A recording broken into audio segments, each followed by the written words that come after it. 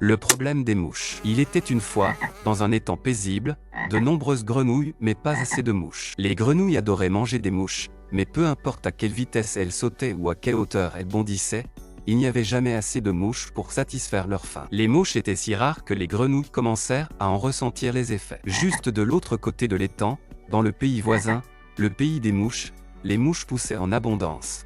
Mais il y avait très peu de grenouilles pour les attraper. Les mouches dans le pays des mouches étaient pratiquement en essaim, prêtes à être mangées par une grenouille affamée. Les grenouilles dans l'étang se rendirent compte qu'elles avaient une solution juste à côté, le pays des mouches. Elles pouvaient acheter leurs mouches là-bas. Les mouches étaient tellement abondantes qu'elles pouvaient être vendues à des prix très bas, ce qui permettait aux grenouilles de satisfaire leur appétit sans trop d'efforts. Tout le monde était content, le pays des mouches gagnait de l'argent en vendant des mouches, et les grenouilles se régalaient. Cela s'appelle l'importation. Lorsqu'un pays, ou un étang, achète quelque chose d'un autre pays, il importe. Dans ce cas, les grenouilles importaient des mouches du pays des mouches. Lorsqu'un pays vend des biens à un autre pays, cela s'appelle l'exportation. Le pays des mouches exportait donc des mouches. Tout semblait être une situation gagnant-gagnant. L'apparition du tarif. Mais ensuite, le gouvernement du royaume des grenouilles, toujours à la recherche de moyens pour gagner plus d'argent, décida d'intervenir. Et si nous imposions un tarif sur les mouches du pays des mouches, pensèrent-ils. Un tarif est comme un impôt, un supplément qui est ajouté lorsqu'on fait entrer des biens d'un pays dans un autre. Ainsi, les grenouilles devaient maintenant payer un supplément pour faire entrer les mouches dans le royaume des grenouilles. C'est comme commander un repas délicieux dans un restaurant. Tu paies pour la nourriture, mais aussi pour la livraison. Ce supplément, c'est comme un tarif. Les grenouilles payaient toujours pour les mouches, mais maintenant elles devaient aussi payer au gouvernement. En raison du tarif, le prix des mouches augmenta dans le royaume des grenouilles. Les grenouilles avaient toujours accès à des mouches bon marché, mais elles n'étaient plus aussi bon marché. Naturellement, les grenouilles n'étaient pas ravies. Comment fonctionnent les tarifs? C'est là que cela devient intéressant. Les tarifs peuvent être calculés de plusieurs façons. Un montant fixe, par exemple facturer 2 feuilles de nénuphar par mouche, ou un pourcentage du prix de la mouche, par exemple 10% de plus par mouche. La plupart des pays de grenouilles utilisent des tarifs en pourcentage, c'est plus simple et ça sonne plus élégant. Les tarifs peuvent aussi varier en fonction du produit. Par exemple, les jeunes mouches, tendres et petites, peuvent avoir un tarif, et les mouches plus âgées, avec plus de saveur, peuvent en avoir un autre. Plus le gouvernement des grenouilles devient bureaucratique, plus les règles deviennent complexes. Les conditions commerciales et l'équilibre des importations et des exportations. Lorsque le royaume des grenouilles n'impose pas de tarifs, on parle de commerce libre, les biens circulent librement, sans frais supplémentaires. Mais si le royaume des grenouilles achète plus qu'il ne vend, il se retrouve avec un déficit commercial, il dépense plus de feuilles de nénuphar qu'il n'en gagne. Si le royaume des grenouilles vend plus qu'il n'achète, c'est un excédent commercial. C'est comme si les grenouilles avaient plus de mouches qu'elles ne pouvaient en attraper, un bon problème à avoir. Les tarifs peuvent affecter cet équilibre. Si les tarifs augmentent le prix des mouches,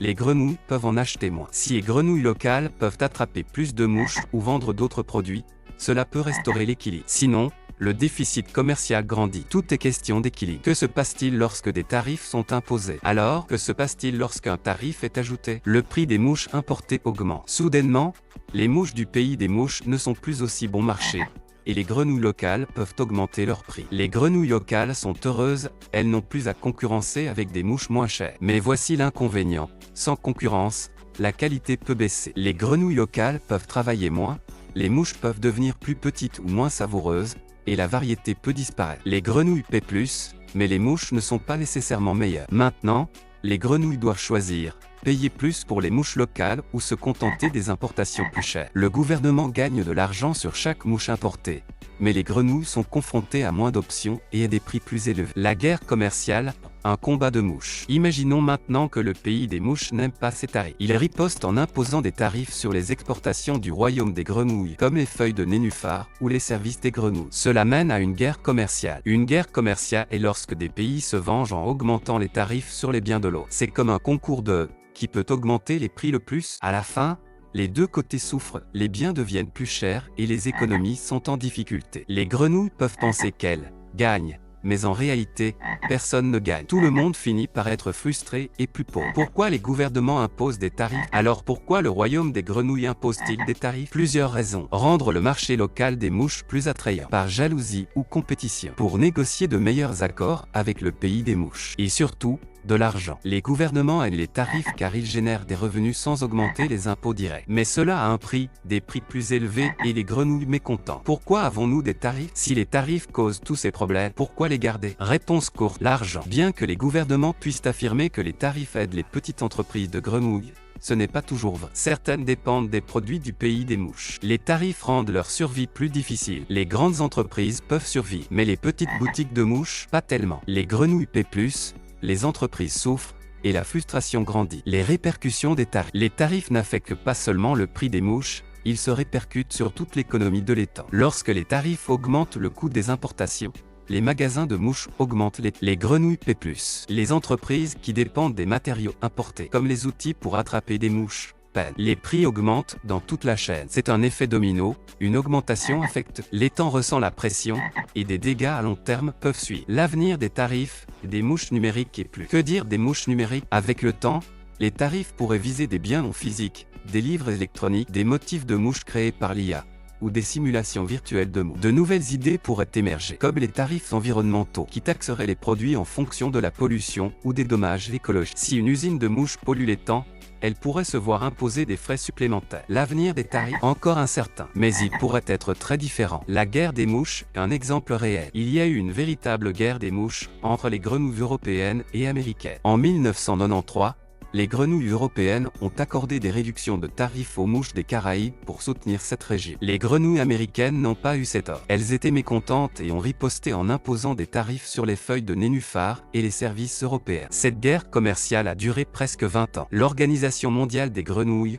ONG, est finalement intervenue pour négocier. À la fin, les tarifs ont été réduits, mais cela a pris beaucoup trop de temps. Un parfait exemple de la manière dont les tarifs peuvent rapidement escalader. Les grenouilles malignes contourner les tarifs par des fissures. Mais toutes les grenouilles n'étaient pas prêtes à accepter des prix plus élevés. Les plus intelligentes ont commencé à chercher des moyens de contourner les tarifs. Certaines ont commencé à acheter des mouches aux pays voisins, Bogistan, où il n'y avait pas de tarifs, puis à les revendre dans le royaume des grenouilles. D'autres ont commencé à démonter les mouches en morceaux, achetant les ailes séparément, les jambes séparément, puis les assemblant à la maison. Techniquement, ce n'étaient plus des mouches de Figenland, mais des parties de mouches pour assemblage. Le gouvernement du royaume des grenouilles a vite remarqué cette manœuvre et a commencé à introduire de nouvelles règles. Mais les grenouilles intelligentes trouvaient toujours de nouvelles fissures. Cela montre que les tarifs créent souvent toute une industrie dédiée à les contourner. Le système de quotas, quand les tarifs ne suffisent pas. Lorsque les tarifs n'ont pas eu l'effet escompté, le gouvernement du royaume des grenouilles a décidé d'introduire des quotas, des limites sur le nombre de mouches qui pouvaient être importées. Vous ne pouvez importer que 1000 mouches par mois.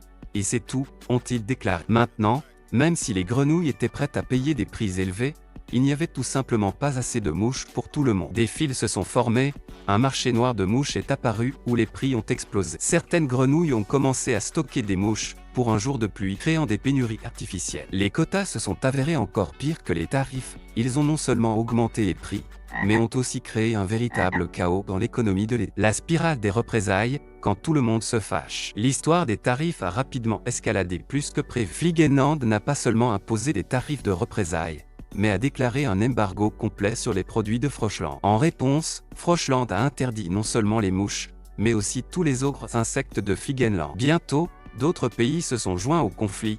Duggo a soutenu Figenland, tandis que TomTom a soutenu Frochland. Ce qui avait commencé comme un simple différend sur les mouches est devenu une crise commerciale mondiale. Les grenouilles de tous les pays souffraient de prix élevés et de pénuries.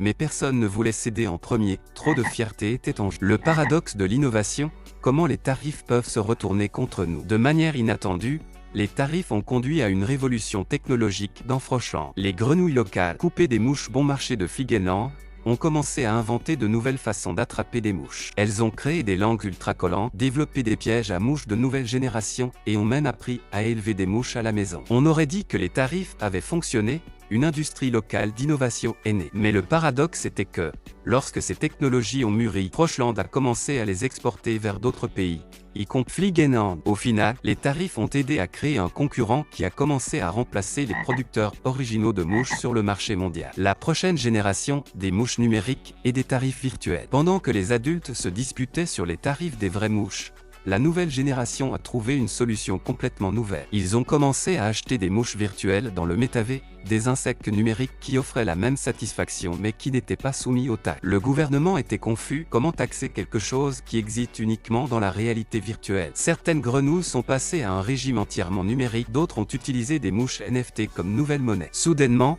le commerce traditionnel des mouches semblait archaïque. Cela montrait qu'à l'ère des technologies numériques, les tarifs peuvent devenir totalement obsolètes. Les innovations les contournent simplement, créant de nouveaux marchés fondamentaux. Conclusion, la grande image. Qu'il s'agisse de mouches ou de feuilles de nénuphar, les tarifs sont des outils compliqués. Ils aident les gouvernements à collecter de l'argent et à protéger les entreprises locales. Mais ils entraînent également des hausses de prix, des problèmes de qualité et des guerres commerciales. Comprendre les tarifs aide les grenouilles et les humains à prendre des décisions commerciales plus intelligentes. Il s'agit de trouver le bon équilibre, soutenir l'économie locale tout en maintenant les biens accessibles. Les tarifs ne disparaîtront peut-être pas, mais nous pouvons apprendre à les gérer mieux, afin que tout le monde obtienne les mouches dont il a besoin.